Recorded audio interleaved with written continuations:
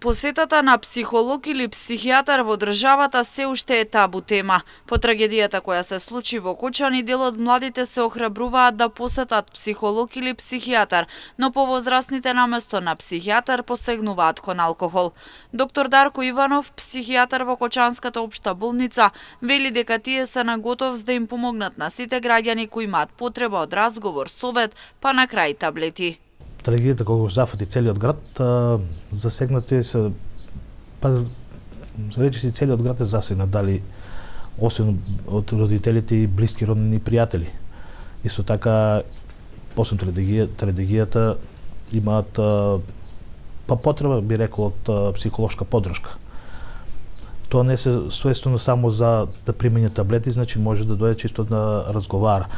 Кај нас уште постои, пред тоа постои таа социјална стигматизација што се нарекува, и поради тоа луѓето не се охрабруваат да, поготово би рекол генерацијата овде повозрастната од 60 години, проблемот повеќе го решаваат со земење на алкохол. Во смисла одбиваат да кажат дека имаат психички проблеми, односно психички нарушувања.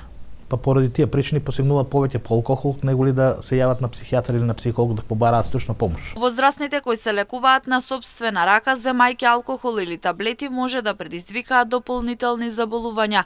Дециден Иванов апелира до сите засегнати навремено да побараат помош пред да се доведат до ситуација на депресија. Кај нас за жал многу проценуваат по алкохолот кој доведува до потоа до веќе органски заболувања. Значително, а така и земје на таблети по нечија препорака на комшија, на соседка, во смисол, еве јас земам, ово ми помогна, земи ти, така да тоа ќе може да доведе до значително нарушување на неговата и ментална, а и може и органска состојба на пациентот.